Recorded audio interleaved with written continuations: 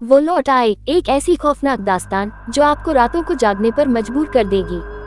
सुखपुर गांव की सुनसान हवेली, जहां बरसों से एक भटकती आत्मा का साया मंडरा रहा है। जब एक युवा लेखक आकाश इस रहस्य को उजागर करने के लिए गांव आता है, तो उसे एहसास होता है कि हवेली में छुपा अतीत सिर्फ एक आत्मा की दर्दनाक कहानी नहीं, बल्कि काले जादू और अनदेखे आतंक का अड्डा है। क्या आकाश इस खौफ से बच पाएगा, या हवेली उसे भी अपनी कालिक में समेट लेगी? जानिए इस स्पाइन चिलिंग कहानी में। कही बात हिंदी हॉरर स्टोरी। वो वाराई बागवान। रात के सन्नाटे में जब घड़ी ने ठीक 12 बजाए, गांव के उस पुराने हवेली के दरवाजे से अजीब सी आहट सुनाई दी।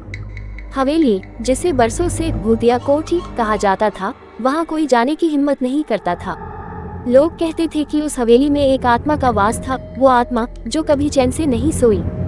गांव का नाम था सुखपुर, मगर सुख वहां किसी ने बरसों से महसूस नहीं किया था। 50 साल पहले इसी हवेली में रहने वाले ठाकुर रघुनाथ सिंह की बेटी सौम्या रहस्यमयी तरीके से गायब हो गई थी।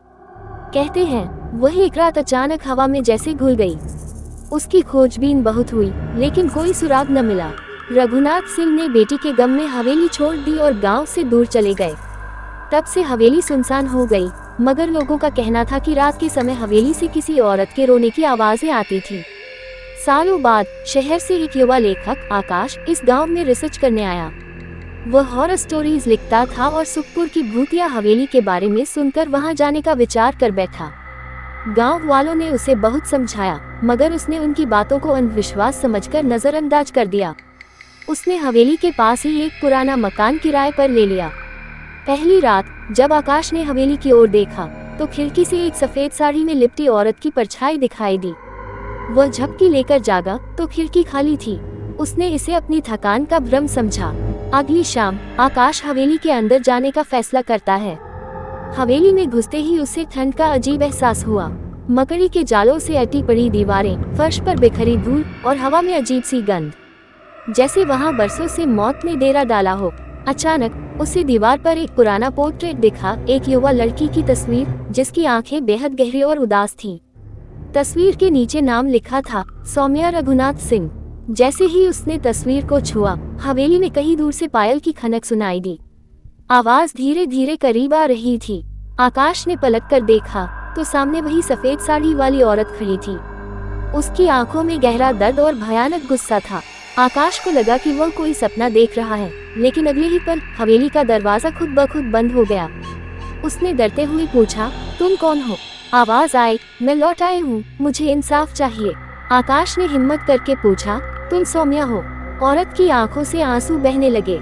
मुझे मारा गया था हवेली के तहखाने में, मेरे अपने ही। ये सुनते ही आकाश के रोंगटे खड़े हो गए। उसने फैसला किया कि वह इस रहस्य को सुलझाएगा। आकाश ने अगले दिन गांव के सबसे बुजुर्ग व्यक्ति रामलाल से बातचीत की। उन्होंने धीरे से बताया कि सौम्या की मौत एक हादसा नहीं थी। उसे उसके चाचा बलबीर सिंह ने हवेली की दौलत के लिए मार डाला था और लाश हवेली के तहखाने में छुपा दी गई थी। रामलाल ने कहा, तब से वो आत्मा भटक रही है, उसे इंसाफ नहीं मिला। आकाश ने उस रात फिर हवेली जाने का निश्चय किया। इस बार वह पूरी तैयारी के साथ गया, हाथ में लाल धागा और गंगाजल।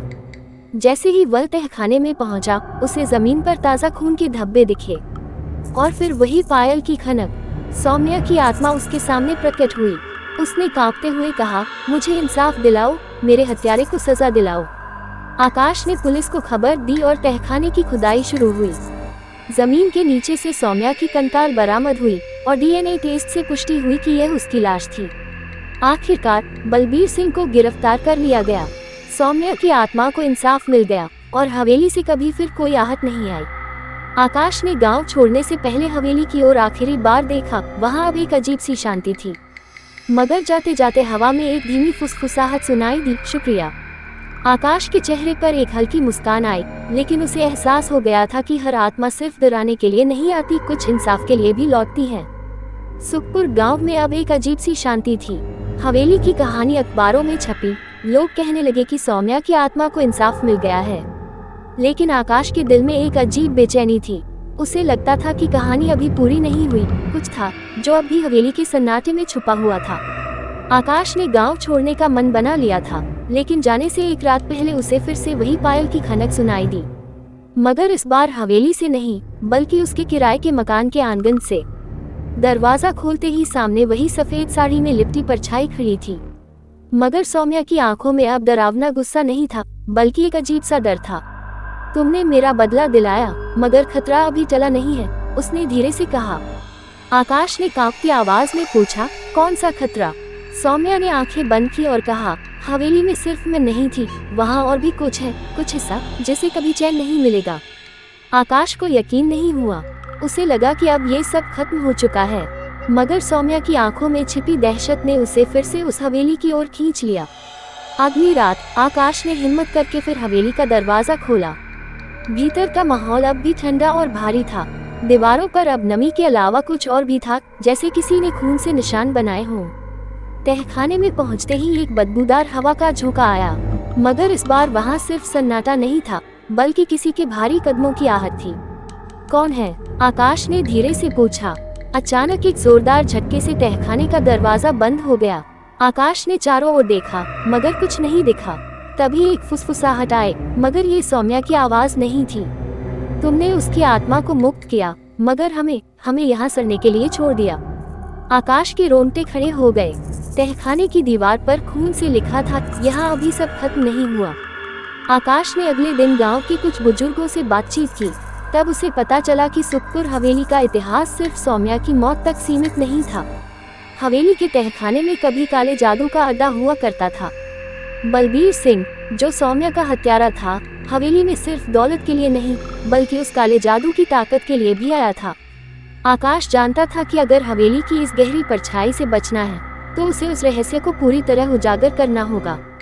उसने एक पुरानी किताब में हवेली के मूल मालिकों के बारे में पढ़ा। हवेली का असली मालिक ठाकुर रघुनाथ सिंह नहीं, बल्कि उसके पूर्वजों का एक सनकी भाई विजय सिंह था, जिसने 100 साल पहले हवेली के तहखाने में एक खतरनाक तांत्रिक अनुष्ठान किया था, जिसमें कई मासूमों की बलि दी गई थी। विजय सिंह की आत्मा उस अनुष्ठान में बुरी तरह बंध गई थी और वह अब भी हवेली में भटक रही थी, भूखी, नाराज।